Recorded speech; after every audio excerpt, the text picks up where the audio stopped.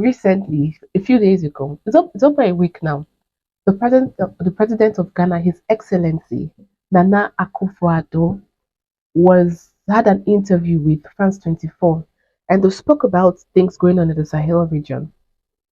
The main headline I saw that made me now watch the interview before I decided to do this talk is because he said ever since the French military left, that the security situation in the Sahel region has gotten worse. All right, now let's discuss.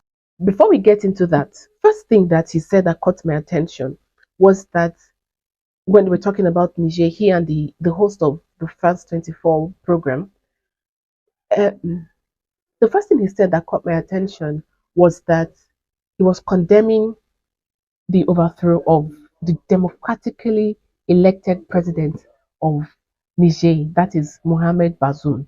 Interesting. Because why I thought it was very interesting, yeah, they say it was democratically elected. Okay, that is for President Akufo-Addo to say. But I remember that in those elections in Niger, I think the elections happened in 2022. Yes, 2022. The very even then people were already complaining the suppression of voters. It was the general consensus is that that election was rigged. That election was rigged. That's the general consensus.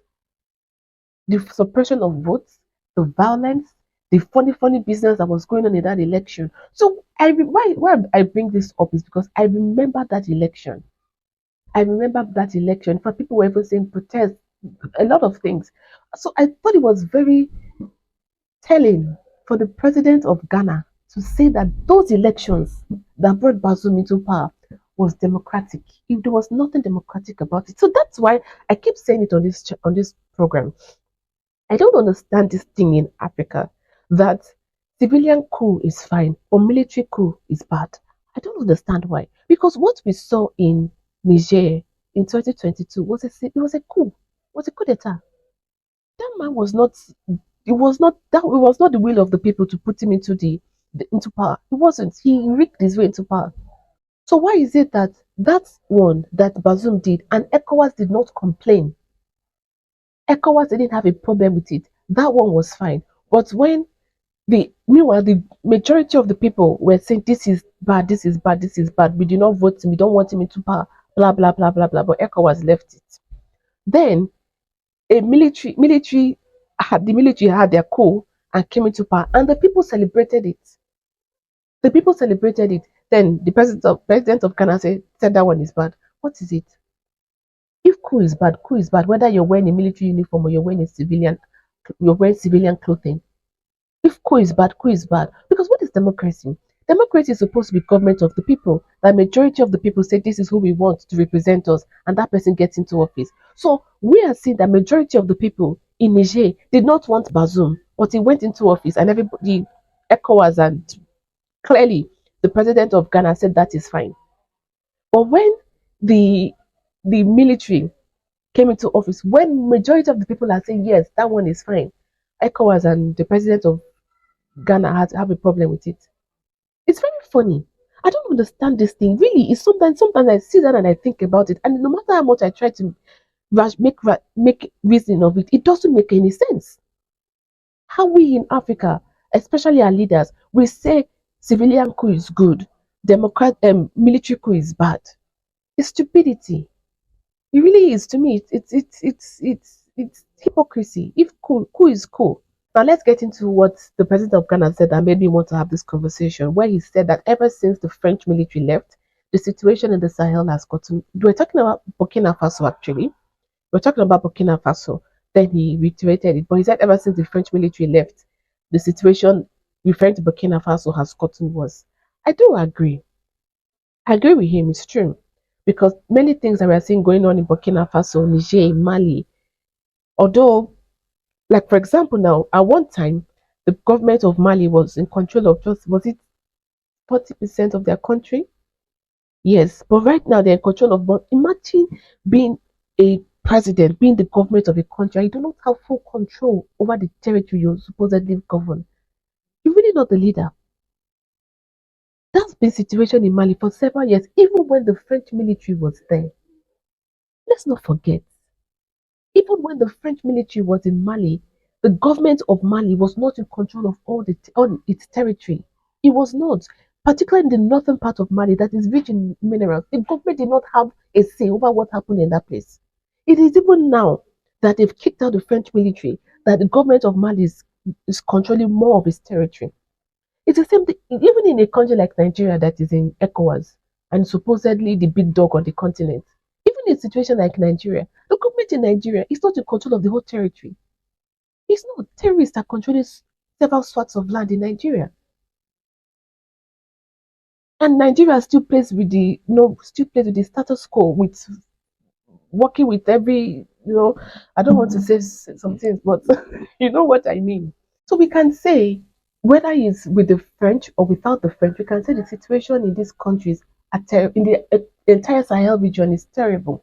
But I want to bring to your memory a comment that was made by the former ambassador of France to Niger. Last year, when after the military took power in Niger, some months later, they asked the French to, they expelled the French ambassador to Niger, but he said that France does not recognize the people, the military, as the government, so they cannot tell him to leave.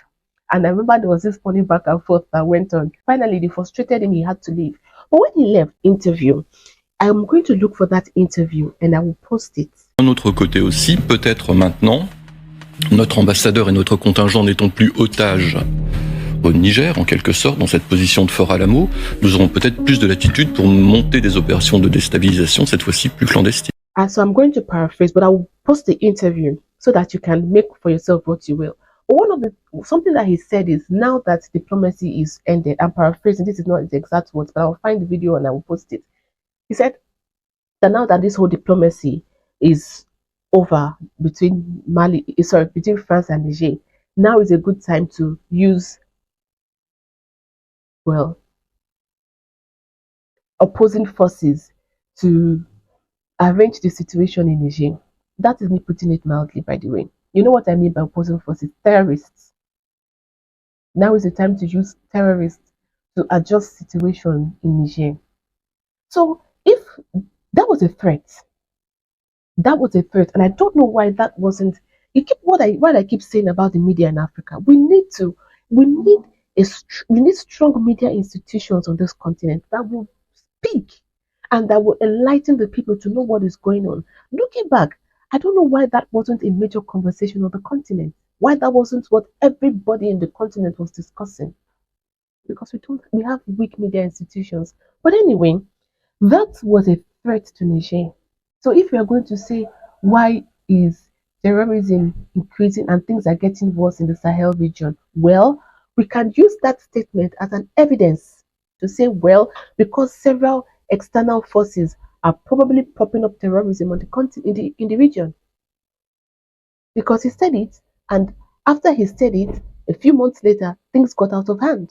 So it's safe to say that that is an evidence that external players are propping up chaos in the region. Funny enough, this same France 24, several weeks ago, there was an interview between France 24 and the separatist leader of Mali. Now, if you were the people from that certain region, you may be saying, okay, that he is fighting for, the so-called person is fighting for independence, blah, blah, blah, blah, blah. Because, like I said before, the government of Mali didn't used to control that region in the north of Mali where there's a lot of resources, but now they're in control of it. So the separatist leader went on France 24 and he threatened the government of Mali. Notre revendication qui est mise en exergue aujourd'hui, c'est le statut politique et juridique de la Zawad.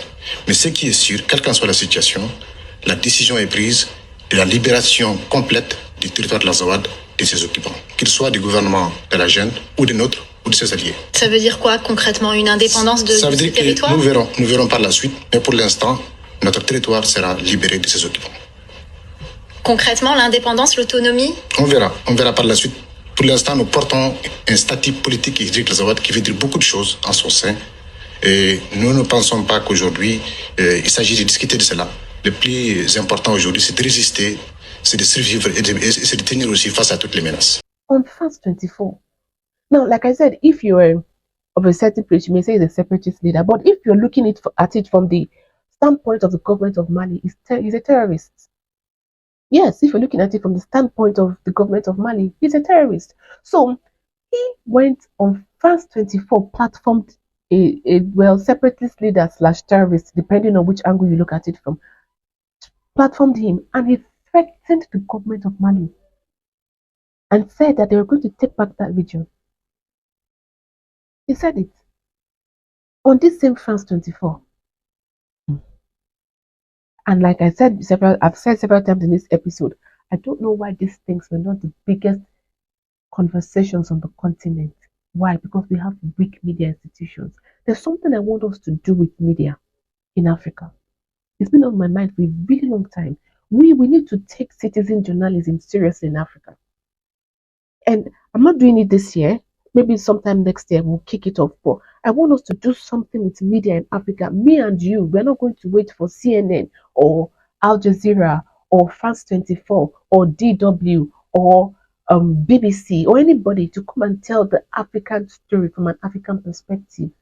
No matter how many BBC Africa they will have, or BBC Igbo, or BBC Hausa, BBC Yoruba, no matter how many CNN Africa, African voices they have, no matter how many RT Africa, or Sputnik Africa, or TGTN Africa they have, nothing, nobody, not the United States, not United Kingdom, not Germany, not France, not Russia, not China, not Turkey, nobody would champion the African cause like an African media institution. An African media institution that runs for the interest of Africa, not funded by external players. Because many of these so-called media institutions in Africa, you see their grants, $500,000 coming from, say, the Open Society Foundation, coming from Mellon Foundation. Because many of these so-called media outlets in Africa are funded by outsiders.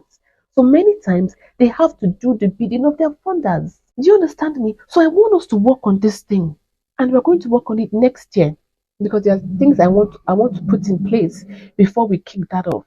But I will put it at the back of your mind that me and you, it's the two of us, nobody else.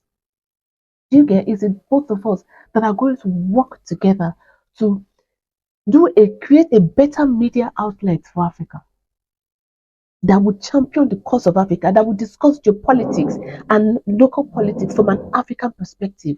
Because if we had these institutions, we would not have seen the nonsense we saw in the United Nations.